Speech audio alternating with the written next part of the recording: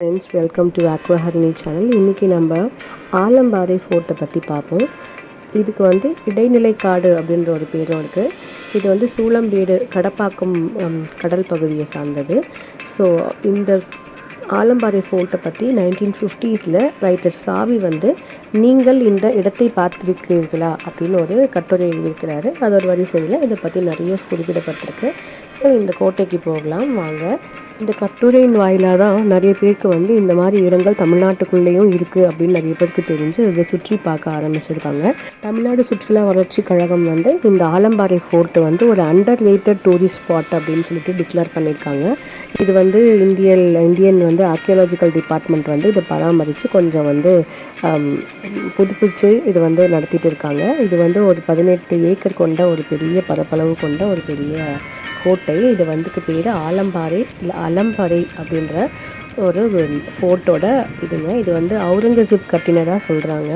இதை பற்றி பார்ப்போம் வாங்க. இதுலேருந்து நம்ம ஈசிஆர் சார்ந்து பாண்டிச்சேரி போகிறோம். நாங்கள் இப்போ வந்திருக்கிற இடம் ஆலம்பாறை ஃபோர்ட். இந்த வழியில் சென்னையிலேருந்து 111வது கிலோமீட்டரில் இந்த ஆலம்பாறை ஃபோர்ட் அமைஞ்சிருக்கு. நம்ம பாண்டிச்சேரியிலேருந்து சென்னைக்கு வரும்போது 49வது கிலோமீட்டரில் அமைஞ்சிருக்குங்க இந்த ஆலம்பாறை ஃபோர்ட்டு. கடப்பாக்கம் அப்படின்ற ஒரு ஊராட்சியிலேருந்து நம்ம ரைட் ஹேண்ட் சைடில் ஒரு சைன் போர்ட் ஸ்மாலாக போட்டிருப்பாங்க. சரியான வெயில், ஆள் நடமாட்டம், மக்கள் ரொம்ப கம்மியாக இருக்காங்க. அண்ட் பின்னாடி பார்த்திங்கன்னா ஃபுல்லாக கடல்.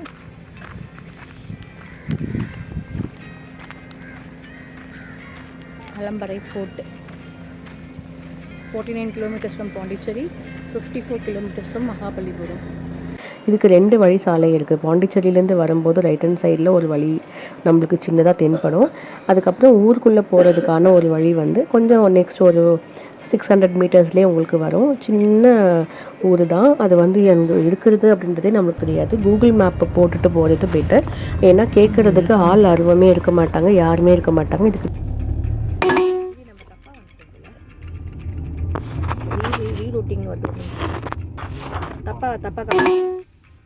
Toward Canal Bank Road, then turn left. ஓட்டிங்ல உட்கார்ந்திருக்கோம். Turn left toward Canal Bank Road, then turn right onto Canal Bank Road. Buckingham கேனலா? பக்கிங்ஹாம் பேலஸ் சென்னையில இருக்கு. இன்னொன்று யூகேல இருக்கு. அது பேலஸ்ல அப்படின்னு சொல்லிட்டு இருக்காங்க. பாருங்க எவ்வளோ அருமையாக இருக்குது இந்த இடம். அந்த இருக்கிறது ஆலம்பாறை குப்பத்தில் இருக்கிற சில பீப்புள் மட்டும்தான் இப்போ அங்கே வீடு கட்டி இருக்கிறாங்க. அவங்கள மட்டும்தான் நம்மளால் இப்போ பார்க்க முடியும். அண்ட் இன்னொரு மேஜர் இன்ஃபர்மேஷன் பார்த்திங்கன்னா, இந்த பக்கிங்ஹாம் கால்வாய் இங்கே தான் முடிகிற இடம். ஸோ அந்த பக்கிங்ஹாம் கேனல் நம்ம சென்னையில் எவ்வளோ அசுத்தப்படுத்தி எவ்வளோ மோசமாக அதை க்ளோஸ் பண்ணி வச்சுருக்கோம் நம்ம. இந்த மக்கள் இன்னும் இந்த மக்கள் பயன்படாத இடமா இருக்கிறதுனால இந்த பக்கிங்ஹாம் கேனல் இங்கே ரொம்பவே அழகாக இருக்குது. வாங்க இப்போ நான் கேனல் காமிக்கிறேன். இப்போ நம்ம பார்த்துட்டு இருக்கிறது முகத்துவாரத்தில் இருக்கிற கூவாத்தூருக்கு அடுத்து இருக்கிற முகத்துவாரம். அதோட லைட் ஹவுஸ் பார்க்குறீங்க. ஸோ இப்போ வாங்க பக்கிங்ஹாம் கேனல் காமிக்கிறேன்.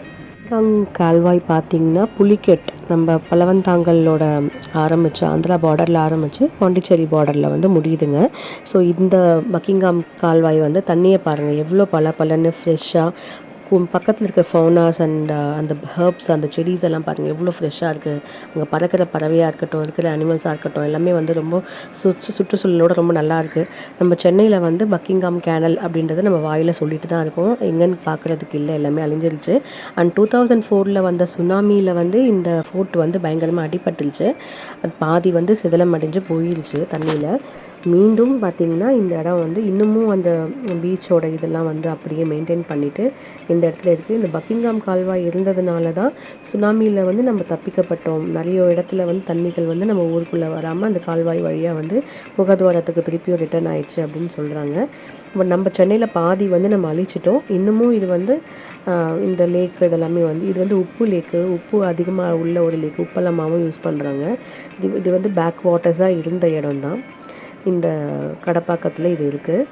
இந்த இடம் பார்த்திங்கனாவே தெரியும், அமைதியான ஒரு சூழல் தான் இருக்கும். ஒன்றுமே இருக்காது. படகு சவாரிகள் மட்டுமே இங்கே போயிட்டு இருப்பாங்க. பக்கிங்ஹாம் கால்வாயாக இருக்கட்டும், இந்த லேக்காக இருக்கட்டும், இந்த ஆலம்பாறை ஃபோர்ட்டாக இருக்கட்டும், எல்லாமே நம்மளை பிரமிக்க வைக்கும். ஏன்னா வந்து இது 500-600 வருஷங்களுக்கு முன்னாடி கட்டின ஒரு கோட்டை வந்து இன்னமும் வந்து சிதிலமடைஞ்சும் வந்து இன்றைக்கும் பார்க்குறதுக்கு ஒரு ரொம்ப ஒரு பிரமிப்பூட்டுற இடமா இருக்கிறது வந்து இது ஒரு ஆச்சரியம். அதுவும் தமிழ்நாட்டில் சென்னையில் இவ்வளோ மக்கள் நடமாட்டம் உள்ள ஒரு ஏரியாவில் இந்த மாதிரி ஒரு அமைதியான ஒரு இடம் கிடைக்குது அப்படின்றது ரொம்பவே நிறைய பேருக்கு வந்து ஒரு வரப்பிரசாதம் தான். எல்லோரும் ஒரு தடவை கண்டிப்பாக இந்த கேனலையும் இந்த முகத்வாரமும் இந்த லைட் ஹவுஸும் அதுக்கு பக்கத்தில் இருக்கிற இந்த ஆலம்பரை ஃபோர்ட்டுக்கு கண்டிப்பாக ஒரு தடவை போயிட்டு வரணும். அந்தளவுக்கு ஒரு பீஸ்ஃபுல்லான மன நிம்மதி கிடைக்கிற ஒரு இடம். பெரிய பெரிய இவங்கெல்லாம் வந்து தூங்கிட்டு இருக்கிற மகாத்மாக்கள்லாம் தூங்கிட்டு இருக்கிற ஒரு சமாதிக்கு போயிட்டு வந்த அளவுக்கு நம்மளுக்கு வந்து ஒரு மன நிம்மதியும் ஒரு பிரமிப்பும் நம்மளுக்கு கிடைக்கும். இவ்வளோ 17 ஏக்கர் காடை வந்து ஒரு ஆர்கியாலஜிக்கல் டிபார்ட்மெண்ட் வந்து ஃபுல்லாக வந்து மெயின்டைன் பண்ண முடியாது. முடிஞ்ச அளவுக்கு அவங்க மெயின்டைன் பண்ணிட்டு வந்துட்டுருக்காங்க. ஆலம்பாறை கோட்டையை பற்றி நிறைய சொல்லிகிட்டே போகலாம். இது 17ஆம் நூற்றாண்டின் பிற்பகுதியில் முகலாயர் காலத்தில் கட்டப்பட்டிருக்கு. இங்கே என்ன பண்ணியிருக்காங்கன்னு பார்த்தீங்கன்னா உப்பு, நெய் மற்றும் வந்து ஜவுளி துணிகள்லாம் வந்து ஏற்றுமதி செய்கிற ஒரு முக்கியமான கடல்சார் வர்த்தக நிலையமாக இந்த செயல்பட்டு வந்திருக்கு. ஆற்காடு நவாபாலும் பின்னர் வந்து இந்த பிரெஞ்சு கிழக்கிந்திய கம்பெனியாலும் ஆளப்பட்ட இந்த கோட்டை கர்நாடக போரர்களுக்கு பிறகு 1760ஆம் ஆண்டு ஆங்கிலேயர்களால் கைப்பற்றப்பட்டதுங்க. அதுக்கப்புறம் அவங்க இதை அழிச்சிட்டாங்க. இன்று இந்த கோட்டை ஒரு இடுபாடுகளாகவும் ஒரு பிரபலமான சுற்றுலாத்தலமாகவும் இருக்குது. இது அதன் கடலோர காட்சிகள் மற்றும் முன்னாள் துறைமுகம் மற்றும் இராணுவ கோட்டையாக இருந்த வரலாற்றை முக்கியத்துவம் வாய்ந்த இடமாக அறியப்படுது. முக்கிய வரலாறு பார்த்திங்கன்னா இது கட்டுமானம் தாங்க. இதுக்கு வந்து பார்த்திங்கன்னா பெரிய பேஸ்மெண்ட் கிடையாது. இந்த கோட்டை வந்து 17ஆம் நூற்றாண்டின் பிற்பகுதியில் முகலாயர்கள் கட்டப்பட்டது தாங்க. சில ஆதாரங்கள் வந்து இது அவுரங்கசீப் அல்லது ஆற்காடு நவாப் அதாவது தோஸ்த் அலி கானின் ஆட்சி காலத்தில் கட்டியதாக சொல்கிறாங்க. ஆனால் எல்லா இன்ஸ்கிரிப்ஷன்லேயும் இது அவுரங்கசீப் கட்டினதாக தான் இருக்குது.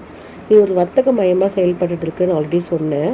இது வந்து என்ன ரீசன் பார்த்திங்கன்னா இந்த ஆலம்பரை கோட்டை வந்து ஒரு பரபரப்பான கடல்சார் வர்த்தக மையம்.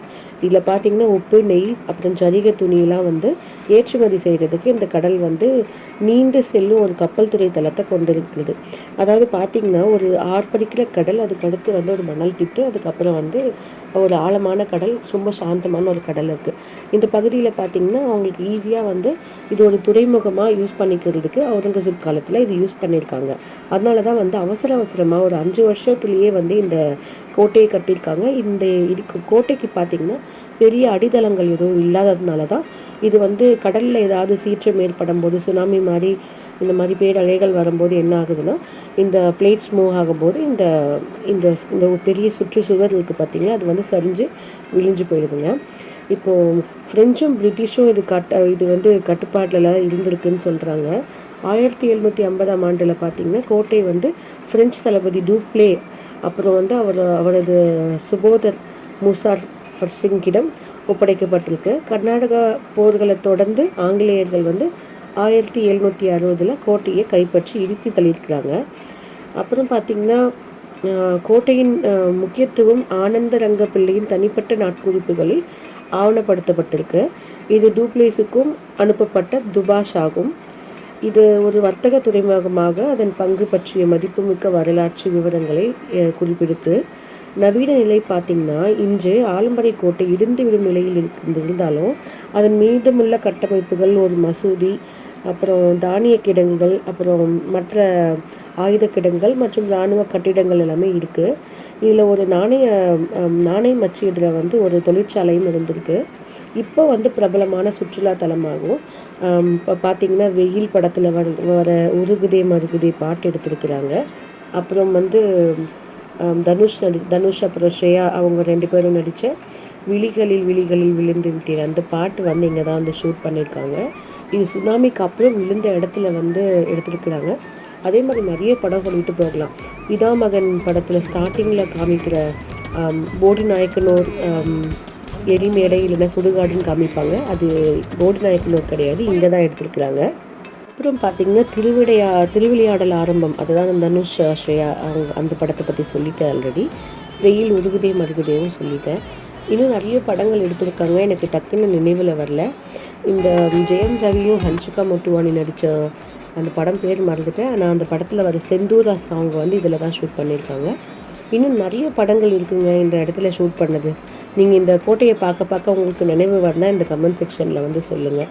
அண்ட் நரேன் நடித்த படத்தில், நரேனோட இனிஷியல் படத்தில் இந்த இந்த பாதி படமும் இந்த பாட்டும் வந்து இங்கே தான் வந்து காட்சி அமைச்சிருப்பாங்க.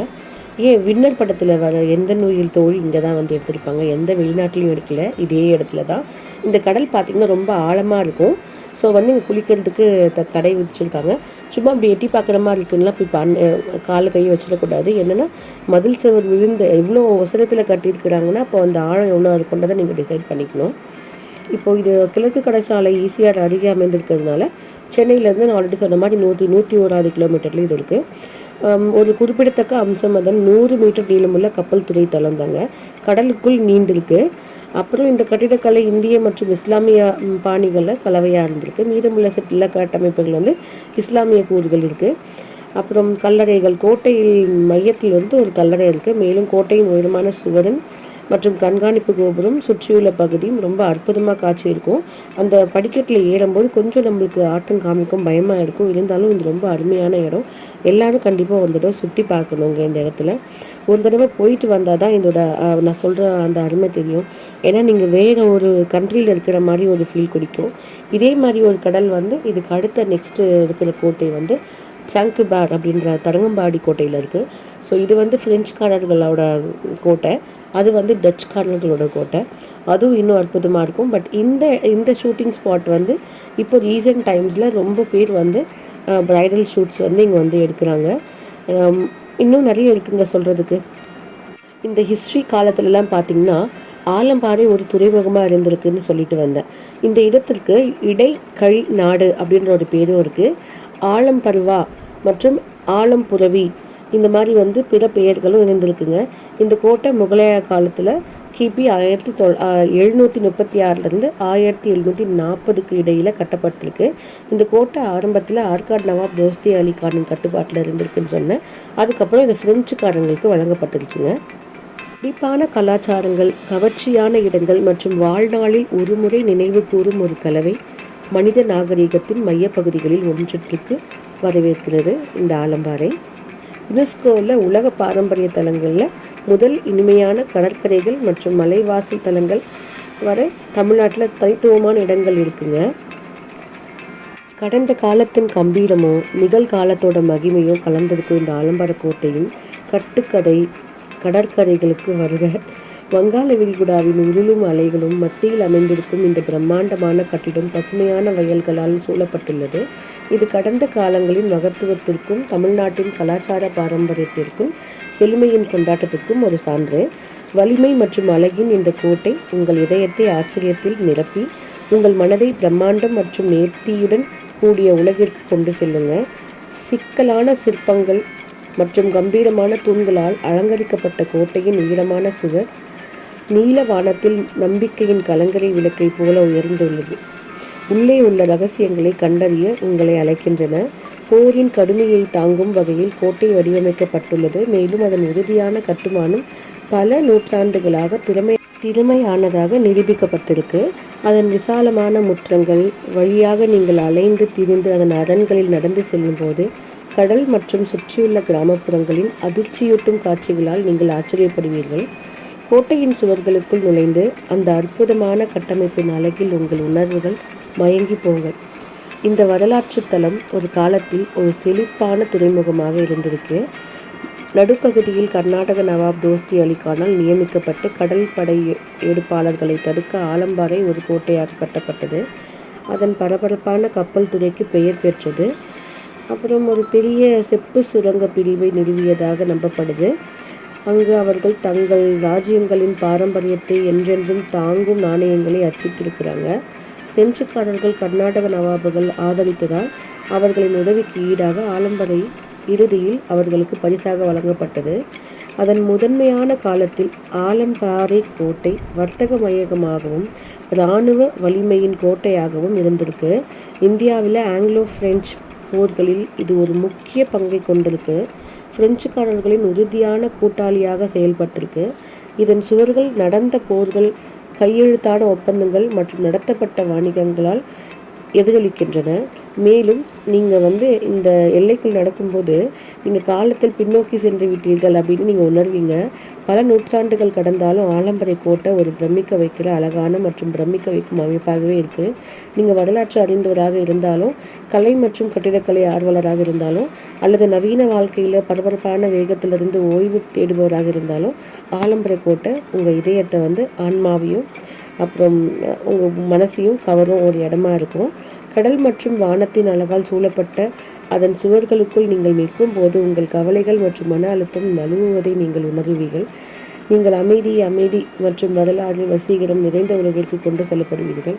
மேலும் ஆலம்பாறை கோட்டைக்குள் உங்கள் வருகையின் நினைவுகளை வாழ்நாள் முழுவதும் போற்றுவீர்கள். ஆலம்பாறை கோட்டை என்பது அழகின் ஒரு வானியல் பார்வை, வரலாற்றின் ஒரு சிம்பனி மற்றும் கடந்த கால அதிசயங்களுக்கு ஒரு பாடல். இந்த பிரம்மாண்டமான கோட்டையின் மகத்துவத்தில் மூழ்கி நமது கலாச்சார பாரம்பரியத்தை செழுமையை கொண்டதா இந்த வாய்ப்பை தவற விட்டுறாதீங்க. ஆலம்பாறை கோட்டையின் வாயில்கள் திறந்திருக்கின்றன.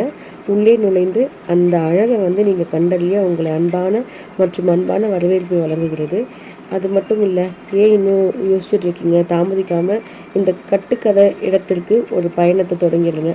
ஆலம்பர கோட்டையில் மந்திரத்தையும் அதிசயத்தையும் கண்டறியலாம். பார்த்தீங்கன்னா இது சிறுபானாற்று படை அப்படின்ற வந்து ஒரு நூலில் வந்து இந்த ஓய்மர் மன்னர்கள் வந்து இதை ஆண்டதுக்கான சான்றுகள் இருக்குது. ஏதோ ஒரு கோட்டை அப்படின்னு சொல்லியிருக்கோம், ஏதோ இடிஞ்சு போயாச்சு. ஏன் இதை பற்றி இவங்க பேசிகிட்டே இருக்கிறாங்க நீங்கள் கேட்கலாம். இந்த கதையை கேட்டிங்கன்னா நீங்கள் ரொம்பவே ஆச்சரியப்படுவீங்க. தமிழகத்தில் ரொம்ப சின்ன துறைமுகங்கள் கிழக்கு கடற்கரையில் இருந்துகிட்டே தான் இருந்திருக்கு. அதில் பார்த்திங்கன்னா வடக்குலேருந்து ஆரம்பிப்போம். சென்னை ஹார்பரை தான் வந்து எல்லாருமே வந்து தூத்துக்குடி ஹார்பரோ தான் நம்ம சொல்லிகிட்டு இருப்போம். ஆனால் அந்த காலகட்டத்தில் அப்படி கிடையாது. முதல்ல பார்த்திங்கன்னா வடக்குலேருந்து பார்ப்போம். அது வந்து புலிக்கெட்டை, அதாவது பழவந்தாங்கல்ல ஒரு துறைமுகம் இருந்தது. அதுக்கப்புறம் பார்த்திங்கன்னா நம்ம சென்னையிலேயும் ஒரு துறைமுகம் இருந்தது. சென்னையில் எங்கே தெரியுமா இருந்தது? 17-18ஆம் நூற்றாண்டில் பார்த்திங்கன்னா டச்சுக்காரங்க கையில் தான் வந்து இருந்தது துறைமுகங்கள். அதிலிருந்து தெற்குக்கு வந்திங்கன்னா சென்னை துறைமுகம். சென்னை வந்து ஆங்கிலேயர்கள் கையில் இருந்த ஒரு துறைமுகம். இங்கே ஒரு துறைமுகமே கிடையாதுங்க சென்னையில். கப்பல்லாம் வந்து 2 மைல் தொலைவில் சமுத்திரத்தில் தான் நிற்கும். அதுக்கப்புறம் இங்கேருந்து வந்து கட்டுமரங்கள் எடுத்துகிட்டு போய் அங்கே இருக்கிற வந்து திங்ஸ் எல்லாம் வந்து எடுத்துகிட்டு வரணும். இப்படி தான் யூஸ் பண்ணிட்டு இருந்திருக்கிறாங்க. இங்கே இருக்கிற திங்ஸை வந்து அங்கே எடுத்துகிட்டு போகிறதுக்கும் கட்டுமரங்களில் தான் யூஸ் பண்ணியிருக்கிறாங்க. அதுக்கப்புறம் பார்த்திங்கன்னா தெற்கு பக்கம் வந்திங்கன்னா மயிலாப்பூர். இந்த போர்ச்சுகீஸ் பீப்புள் வந்து அங்கே வந்து ஒரு துறைமுகம் இருக்குது. அதுக்கு ஷா பெண்டார் அப்படின்னு பேர். கோல்கண்டா சுல்தான் கையிலேருந்து அரசர் துறைமுகமாக இருந்ததுனால அது வந்து ஷா பெண்டார் அப்படின்னு கூப்பிட்டுருக்காங்க. அப்புறம் இன்னும் தெற்கு நோக்கி வந்தாங்கன்னா சாட்ராஸ்னு ஒரு இடம் இருக்குது. சதுரங்கப்பட்டினம்னு பேர். இங்கேயும் வந்து அதிகமாக வந்து வர்த்தகம் பண்ண ஒரு இடம். இப்போ வந்து சாட்ராஸ்ன்னு மாறிடுச்சு. ஆனால் மெட்ராஸ் அளவுக்கு அது வந்து முன்னேறி வரல. இது டச்சுக்காரங்களோட கோட்டை. அதுக்கப்புறம் தெற்கு வந்தீங்கன்னா பாண்டிச்சேரி வந்து பார்த்திங்கன்னா ஃப்ரெஞ்சுக்காரங்களோட துறைமுகங்க. அங்கேருந்து கொஞ்சம் தள்ளி போனீங்கன்னா பரங்கிப்பேட்டை, போர்ட்டோ நோவோ அப்படின்ற ஒரு துறைமுகம் இருக்குது. அதுவும் வந்து போர்ச்சுகீசர்களோடது. அங்கேருந்து கொஞ்சம் தள்ளி போனீங்கன்னா தரங்கம்பாடி, தேங்க்யூ பார் அப்படின்றது இருக்குது. டேனிஷ்காரங்க டென்மார்க்கோடைய துறைமுகமாக இருக்குது. அதுக்கப்புறம் போனீங்கன்னா காரைக்கால் ஃப்ரெஞ்சுக்காரங்களோடது. அதுக்கப்புறம் பார்த்திங்கன்னா நாகப்பட்டினம் டச்சுக்காரங்க. இப்படி ஒரு சீரீஸ் ஆஃப் பீப்புள் வந்து போர்ட் வந்து யூஸ் பண்ணியிருக்காங்க ஈஸ்டர்ன் டேஸில். அதில் பார்த்திங்கன்னா ஆலம்பாறை எங்கேருந்து வந்ததுன்னு பார்த்திங்கன்னா அதை பற்றி யோசிக்கலாம். முகலாய அரசர்களுக்கு வந்து துறைமுகமாகவே எதுவுமே கிடையாது. அவங்க வந்து ஆட்சி பண்ணுறதுக்கே அவங்களுக்கு டைம் போயிட்டு, அதனால் என்ன பண்ணியிருக்காங்கன்னா 18th century வரும்போது என்ன ஆயிடுச்சுன்னா ஒரு பயம் வந்துடுச்சு. ஓஷனோட இம்பார்ட்டன்ஸ் தெரியுது. கடல் வழியில் எப்படிலாம் அவங்க யூஸ் பண்ணலான்னு தெரியுது. அவங்க எப்படி யூஸ் பண்ணிக்கலான்னு அவங்க வந்து யோசிக்கிறாங்க. அப்போ எல்லா பக்கமும் துறைமுகம் செக் பண்ணியிருக்காங்க. எங்கேயுமே அவங்களுக்கு ஒரு உடன்பாடோ யாரோக்கும் கிடைக்கல. அதனால வந்து இந்த ஆலம்பாறை அப்படின்ற இடத்த வந்து சூஸ் பண்ணுறாங்க. இடைக்கழி நாடு அப்படின்ற இடத்துக்கு வராங்க. அதுக்கப்புறம் பார்த்திங்கன்னா 1735ஆம் ஆண்டில் வந்து இந்த இடத்த வந்து கட்டுறாங்க. முகலாய அரசர் வந்து பார்த்திங்கன்னா இந்த ஊரில் கிடையாது, அவர் வேறு ஊரில் இருக்கிறாரு. அதாவது நார்த்தில் இருக்கார், டெல்லியில். அவரோட பிரதிநிதிகள் தான் வந்து இங்கெல்லாம் ஆட்சி செய்கிறாங்க. கோல்கொண்டா சுல்தான் தான் வந்து கோல்கொண்டா நவாப் சொல்கிறாங்க பார்த்திங்களா. தெற்கு இந்தியா வந்த முகலாய பகுதிகளில் அவர் தான் வந்து அரசு பதவி ஆட்சி பண்ணிட்டு வர்றாரு. அவருக்கு அடியில் வர வந்து ஆற்காடு நவாப். ஆற்காடோட நவாபோட ஆதிக்கத்தில் தான் வந்து இந்த துறைமுகம் வந்து கட்டப்பட்டிருக்குங்க. இது எதுக்காக இந்த இடத்த சூஸ் பண்ணியிருக்காங்கன்னு பார்த்தீங்கன்னா, போனால் கூட உங்களுக்கு தெரியும், நான் காமிச்ச மாதிரி நடுவில் வந்து ஒரு ஆர்ப்பரிக்கிற கடல், அப்புறம் ஒரு மணல் திட்டு, அதுக்கப்புறம் இந்த வங்காள விரிகுடா வந்து கிழக்கு பக்கம் இருக்கிறதும் ரொம்ப சாந்தமான ஒரு கடலும் இருக்குது. அந்த மணல் திட்டில் வந்து பார்த்திங்கன்னா ரொம்ப ஒரு பெரிய பகுதியான சமுதிரம் தான், ஆனால் வந்து ஒரு சாந்தமான கடற்கரையாக இருக்கும். இந்த மணல் திட்டுக்கும் கடற்கரைக்கும் இருக்கிற அமைதியான இருக்கிற கடல் பகுதியை வந்து இவங்க கப்பலால் உள்ளே வர முடியாது. அதனால வந்து இந்த இடத்த சூஸ் பண்ணுறாரு ஆற்காடு நவாப். ஒரு 100 மீட்டர் தாண்டி தான் வந்து அவங்களால கட்ட முடியும்னு நினச்சி கட்டியிருக்காங்க. ஆனால் 2004 வந்த சுனாமிக்கு அப்புறம் அந்த கோட்டைக்கு பக்கத்துலேயே தண்ணி வந்துருச்சு. அதை தான் இப்போ சொல்ல வந்தேன். நெய், உப்பு, அப்புறம் வந்து பட்டு துணிகள் தான் வந்து ஜவுளிகள் தான் வந்து அதிகமாக இங்கேருந்து ஏற்றுமதி பண்ணிகிட்ருக்காங்க. முகலாய அரசுகள் கீழே தான் வந்து ஆற்காடு நவாப் இருந்திருக்காருன்னு சொன்னேன். அவங்க வந்து பார்த்திங்கன்னா கொஞ்ச காலம் அவங்க யூஸ் பண்ணிட்டு இருந்திருக்காங்க. கண்காணிப்பில் இந்த துறைமுகம் இருந்துட்டு நல்லாவே பார்த்துட்டு இருந்திருக்காங்க. அதுக்கப்புறம் கொஞ்சம் காலங்கப்புறம் வந்து ஆங்கிலேயர்களுக்கும் ஃப்ரெஞ்சுக்காரர்களுக்கும் ஒரு பெரிய போர் நடக்குதுங்க. அப்போ வந்து 1740 காலத்தில் வந்து ஃப்ரெஞ்சுக்காரங்க வந்து சென்னைக்கு முற்றுகை இடத்துக்கு வர்றாங்க. கப்பல் மயானமாக வந்துடுறாங்க. இந்த ஜார்ஜ் கோட்டை மேலே வந்து குண்டு வீசிடுறாங்க. ஆங்கிலேயர்கள் காண்டாகி அங்கேருந்து கடலூருக்கு போயிடுறாங்க. ஆங்கிலேயர்கள் எல்லாமே ஒரு 3 வருஷம் கடலூர்லேயே இருக்கிறாங்க. ஜார்ஜ் கோட்டை பக்கமே வரவே இல்லை. ஃப்ரெஞ்சுக்காரங்க தான் வந்து நம்ம தமிழ்நாடு சென்னையை வந்து ஆட்சி பண்ணியிருக்காங்க. அவங்க இன்னும் கண்டினியூ பண்ணியிருந்தாங்க. நம்ம இங்கிலீஷ்க்கு பதிலாக ஃப்ரெஞ்சு பேசியிருக்கோம். அப்புறம் பார்த்திங்கன்னா ஒரு 3 இயர்ஸ்க்கு அப்புறம் யூரோப்பில் வந்து ஒரு சின்ன ஒரு உடன்பாடு படுக்கை வந்து நடந்திருக்கு. அதால் கனடாவில் வந்து ஃப்ரெஞ்சுக்காரங்க வந்து ஒரு பகுதியை வந்து எடுத்துக்கிட்டாங்க. ஸோ சென்னையை வந்து ஆங்கிலேயருக்கு வந்து அவங்க கொடுத்துருந்தாங்க. ஆங்கிலேயர்களையும் வந்து நம்ம வந்து தோக்கடிச்சவங்கன்றது ஃப்ரெஞ்சு அப்படின்றது இருந்ததுனால ஃப்ரெஞ்சுக்காரங்க மேலே ரொம்ப கடுப்பாயிட்டாங்க. அதனால வந்து ஹைதராபாத் நவாப் என்ன பண்ணாருன்னா இந்த ஆலம்பாரியை வந்து ஃப்ரெஞ்சு கோட்டைக்கு எழுதி வச்சுட்டாருங்க. ஸோ இந்த ஃப்ரெஞ்சுக்காரங்க தான் இதை வந்து ஆட்சி பண்ண ஆரம்பித்தாங்க. ஃப்ரெஞ்சு ஆளுநர் வந்து டூப்ளே அப்படின்றவர் தான் இந்த ஆலம்பாரி கோட்டையை சொந்தக்காரர் தான் இருந்திருக்கிறாரு. அதுக்கப்புறம் ஃப்ரெஞ்சுக்காரர்களோட கப்பல் தான் இங்கே வர ஆரம்பிச்சிருக்கு. ஃப்ரெஞ்சுக்காரர் வந்து சங்க சாலையை வந்து இங்கே வந்து நிறுவிக்கிட்டு இருக்காங்க. நவாபோட பேரில் சங்க காசுகள், நாணயங்கள்லாம் வந்து செய்கிறதுக்காக ஒரு நிலை வந்து கட்டுறாங்க. ஆங்கிலேயருக்கு இது பண்ணதே சுத்தமாக பிடிக்கல. அதனால் என்ன பண்ணியிருக்காங்க, 1758 வருஷம் என்ன பண்ணியிருக்காங்க, ஆங்கிலேயர்கள் புதுச்சேரிக்கு வந்து முற்றுகையிடுறாங்க. ஃப்ரெஞ்சுக்காரங்களெல்லாம் தோக்கடிக்க பண்ணுறாங்க. அப்புறம் புதுச்சேரி ஃபுல்லாக வந்து அவங்க டேமேஜ் பண்ணிடுறாங்க. அதுக்கப்புறம் திரும்பி வர வழியில் ஆலம்பாறையை பார்த்து அதையும் வந்து ஃபுல்லாக முற்றுகையிட்டு அதையும் வந்து நாசமாக்கிடுறாங்க. ஃபுல்லாக இடித்து தள்ளிடுறாங்க. எல்லா பக்கமும் இடித்து விட்டுட்டாங்க. அதனால் அங்கே துறைமுகம் வந்து செயல்பட முடியாமல் போயிடுதுங்க. ரொம்ப இடத்துல முக்கியமாக பார்த்திங்கன்னா டவர் ஹவுஸ் எல்லாம் வந்து இடிச்சிடுறாங்க. அதுக்கப்புறம் அவங்க சென்னைக்கு வராங்க. 1735 திறக்கப்பட்ட துறைமுகம் வந்து கோட்டை வந்து 1760 வந்து நிறைவு முடிஞ்சிருச்சு. ஆனால் இன்னமும் அந்த கோட்டை வந்து நம்ம கண்ணுக்கு தெரியுது. 250 வருடம் வந்து பார்த்திங்கன்னா இடிந்து போன ஒரு கோட்டையாகவே இதாக இருந்துட்டு வருது. இத்தனை வருஷமும் பார்த்திங்கன்னா பராமரிப்பே இல்லாமல் இருந்தும் இந்த கோட்டை வந்து இன்னும் பிரம்மாண்டமாக அப்படியே நின்றுட்டுருக்கிறது ஒரு பெரிய அதிசயங்க. இன்னும் அதிசயம் பார்த்திங்கன்னா அவசரமாக கட்டின கோட்டைன்னு சொன்னேன். அதாவது கீழே வந்து அடித்தளமே கிடையாது. அடித்தளம் இல்லாமல் ஒரு கோட்டை நிற்கிறதே ஒரு பெரிய விஷயம். சமுத்திரத்தில் சொன்ன மாதிரி எந்த சீற்றம் வந்தாலுமே, புயல் வந்தாலுமே இந்த சமுத்திரம் வந்து இங்கே வந்து டேமேஜ் பண்ணி விட்டுட்டு போயிடுது. முக்கியமாக சொன்ன போனால் இந்த 2004 சுனாமி வந்து இந்த கோட்டையை முக்கால்வாசி டேமேஜ் பண்ணிடுச்சு. இப்போ நான் இப்போ நிற்கிற இடம்லாம் பார்த்திங்கன்னா ப்ராப்பராக தண்ணியில் போன இடம். ஏஎஸ்ஐ வந்து அதுக்கப்புறம் எடுத்து சில இடங்களில் இந்த மாதிரி வந்து கல் வச்சு கட்டி அதை வந்து மெயின்டைன் பண்ணிட்டு வராங்க. ஆனால் இந்த 15 ஏக்கர் காடை வந்து அவங்களால பராமரிக்க முடியாது. நான் ஏன் இந்த கோட்டைக்கு நீங்கள் எல்லாம் போகணும் அப்படின்னு வந்து ஆல்ரெடி சொல்லிகிட்டே வரேன் அப்படின்னா, ஒவ்வொரு முறையும் இதோட இருக்கிற அந்த ஒரு மன நிம்மதி எங்கேயுமே கிடைக்காதுங்க. ஃபஸ்ட்டு நீங்கள் போய் பார்க்கலாம். கூட்டமே இருக்காதுங்க, யாருமே இருக்க மாட்டாங்க. நீங்கள் நடந்துகிட்டே இங்கேருந்து ரொம்ப தூரம் நடக்கலாம். சப்தமே இருக்காது. திடீர்னு ஒரு படகு அப்படியே வரும். வேறு எதுவுமே இருக்காது. ரொம்ப அமைதியான ஒரு இடமா இருக்கும். பாண்டிச்சேரி நோக்கியோ சென்னை நோக்கியோ படகு போகும், அவ்வளோதான். ஒரு மணி நேரம் நம்ம இங்கே கண்டிப்பாக ஸ்பெண்ட் பண்ணலாம். ரொம்ப ரொம்ப நிம்மதியான ஒரு ப்ளேஸாக இருக்குங்க. இங்கே தயவு செஞ்சு நான் வந்து உங்களை ரிக்வெஸ்ட் பண்ணி கேட்டுக்கிறேன், இந்த வந்து இடைக்கழி நாடுக்கு ஒரு வாட்டி போய் பார்த்துட்டு வாங்க. பக்கிங்ஹாம் கேனல் இது பக்கத்தில் இருக்குதுன்னு சொன்னேன் பார்த்தீங்களா, அங்கேயும் வந்து போட்டிங் பண்ணுறாங்க. அதுக்கடுத்து வந்து உங்களுக்கு வந்து கடப்பாக்கம் கடல் பகுதியும் இருக்குது, அங்கேயும் போட்டிங் அலோவ் பண்ணுறாங்க. பக்கிங்ஹாம் கேனலில் வந்து போட்டை இது வந்து அலோவ் பண்ணுறாங்க, அதையும் நீங்கள் ட்ரை பண்ணி பார்க்கலாம். ரொம்ப அருமையான ஒரு கோட்டைங்க. நான் நிறைய கோட்டையை பற்றி சொல்லியிருக்கிறேன். இது வரைக்கும் இந்த விலாகை ஸ்கிப் பண்ணாமல் நான் சொன்ன கதையெல்லாம் வந்து உண்மையா இல்லையா அப்படின்னு வந்து ஆராய்ச்சி பண்ணி பார்க்குற எல்லாருக்குமே ரொம்ப நன்றிங்க. நான் சொன்ன எல்லா இன்ஃபர்மேஷனுமே வந்து author.org அப்படின்ற ஒரு வெப்சைட்டில் அவைலபிளாக இருக்குது. ஒரு பெரிய புக்கில் இருக்குதுங்க. இதோட ஃபோட்டோஸ் எல்லாமே ப்ரீவியஸ் புக், அதாவது 1950s வந்த புக்கில் வந்து ரொம்ப அழகாக வந்து பதிப்பிச்சிருக்காங்க. ஒரு ஃபாரினர் வந்து இதை பற்றி நிறைய எழுதியிருக்காரு, அதுலேயும் பார்க்கலாம். பார்த்திங்கன்னா இப்போ வந்து இந்த இடத்துல வந்து இடிபாடுகள் அதிகமாக இது யூஸ் பண்ண முடியாமல் இருக்குது. உங்களுக்கு இந்த விஷயம் வந்து நான் சொன்ன விஷயங்கள் எல்லாம் பிடிச்சிருந்துச்சுன்னா என் சேனலை லைக் பண்ணுங்கள், சப்ஸ்கிரைப் பண்ணுங்கள் அண்ட் ஷேர் பண்ணுங்கள். ரொம்ப நன்றிங்க, இவ்வளோ நேரம் பொறுமையாக பார்த்த எல்லாருக்குமே. தேங்க்யூ.